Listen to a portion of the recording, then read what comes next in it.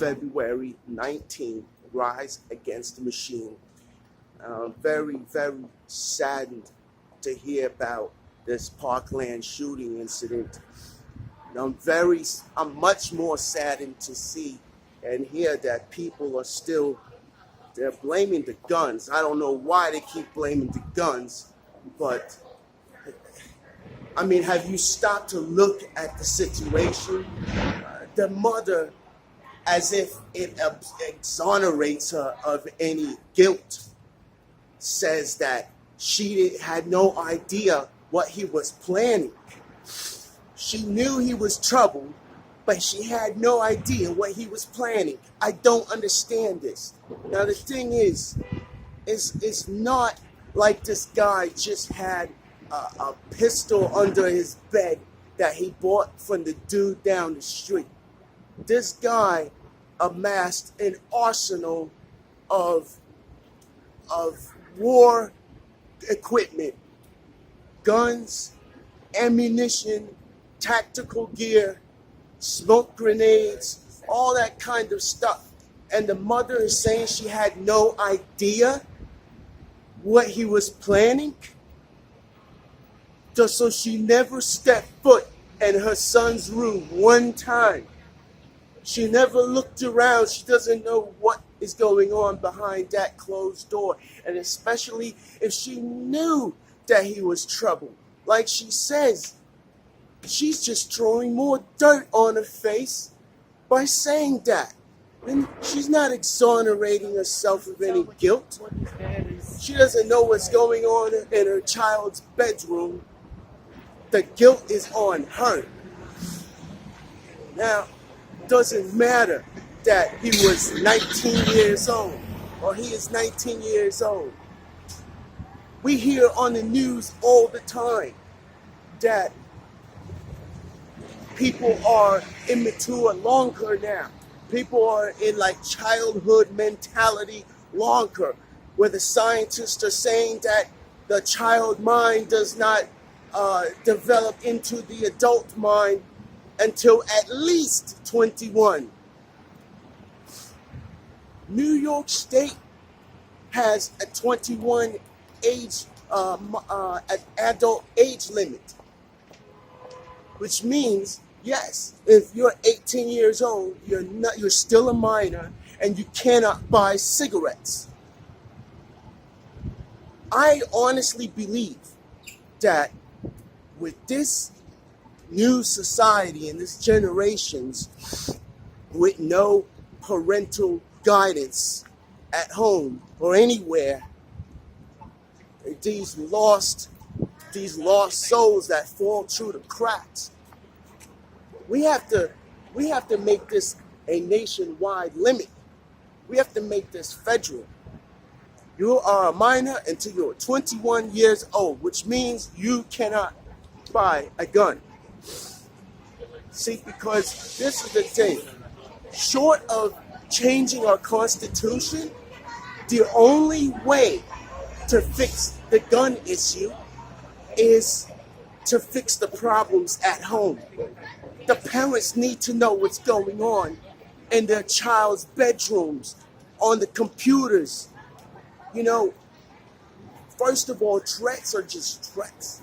And I'm going to get to something. I'm going to get to something here. See, law enforcement and security are discouraged from detaining, questioning, investigating people for threats, especially if they're mentally ill. Why? Because of the threat of litigation for harassment, discrimination, things like that. Yeah, they will drag the officer or the security guard or whatever through court for 4 years for a discrimination case.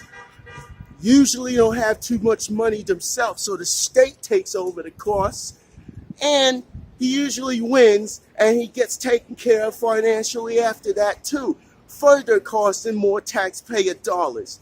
So that's the reason why they do this stuff. You know, that's why they let people go. Just because they let you out of the psych ward doesn't mean that you're okay. And so unless we're going to make threats illegal and criminal, which is taking away our freedom of speech, then the problem is never going to change. Now, see, and don't say like, oh, well, threats could be made criminal. No, because I know plenty, listen, in New York City, especially someone who drives, you know how many people every day send and receive death threats. And they're perfectly normal, fine people. They are not going to kill anybody, all right? People get frustrated on the train, everywhere, anywhere, especially here with a lot of people in Manhattan. A lot of death threats get said, all right? A lot of times some black guy comes in the store, throws oh, you won't exchange it, throws it against the wall and says he's going to come back and shoot everybody. But they don't do it. They know it's just talk. You know, yes, maybe it might be real at one point. And that's when this issue arises with the gun control. But, I mean, yeah, no, if we make it to where you can't buy a gun, yeah, of course, yeah. I'm not even going to be delusional there. That is true, yes. If it's not going to take murders off the street, but yes, it will be much harder to do a mass shooting when you cannot buy AR-15s, any kinds of guns, smoke grenades, tactical gear, all that kind of stuff that this kid bought legally. So I'm not for any of that. I'm not for taking away our Second Amendment, and I'm not for taking away our First Amendment either. So this is what I propose. Anyone, since they say 70% of the American population is on some kind of psychotropic medication, and this would be vastly unfair. Well, put it like this. Anyone who has some kind of mental diagnosis, if they wish to buy a gun, if they're allowed to in their state, they must get a signature from a psychiatrist and from the psychologist. One from each, not two psychiatrists, not two psychologists, one psychologist and one psychiatrist. Sign a paper that this person is not a threat, that the doctor, well, that's another thing. Well, will the doctor be held liable if that person goes out and shoots a bunch of kids? I don't know, but that might be something to think about too. I believe this is the way to actually fix the problem. They're talking about insurance. They're talking, maybe realistic as far as accidents are concerned, but for purposes of murder, I think so, because this mental illness issue is really going insane. Like, you got to remember, a lot of these people, they're mentally ill. Their outlet, because they have no social life, is usually video games, right? So they're on Call of Duty, blasting brains out. They're on Gears of War, putting chainsaws through people's torsos and stuff. They're stomping heads in, blood splattering all over the place, eyeballs flying through the air, stuff like that, you know, and that is their outlet. I think that's very good. I mean, for some people, they need that. A lot of normal, regular people do that. They get mad at their boss and they go play a video game. That's fine. But people who are mentally ill, they lose this sense to separate fantasy from reality, and they should not have a weapon at all.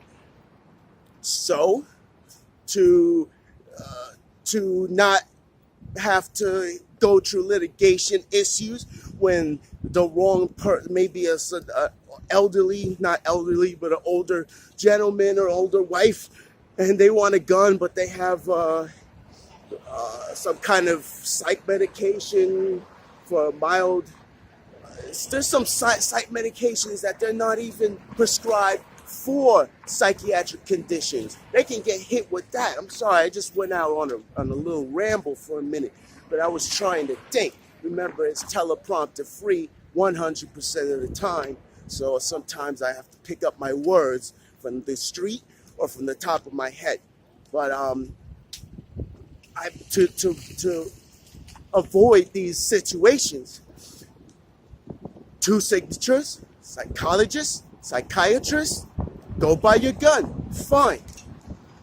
Other than that, we are going to have to take the guns, not just off the street. You can't buy anything. Yeah, we will stop that. We will stop the mass murders, but we're gonna destroy our Constitution as well. You know, we could tell people that, oh, when you hear somebody make a threat, go and tell the police we'll arrest them. But then that will be destroying our Constitution because we have a freedom of speech.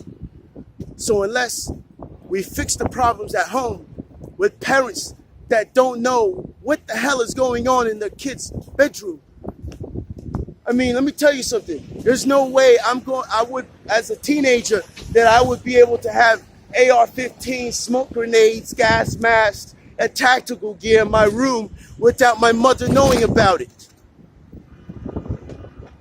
So unless we fix those problems at home, we're never ever going to stop this mass murder issue. Pray for these folks and pray for these children, because I know they are going through a lot right now. They're going through a lot of despair. They're confused. And with the way things are going in our country today, this could literally change the course of our great nation. This can literally change our Constitution. Please, I implore you, parents who are not there in your child's life like you know you should be, please spend some time with them. And parents, if you think you're good parents, but you will have no idea if your kid had a gun in his room or not, go look, go search. It's your home.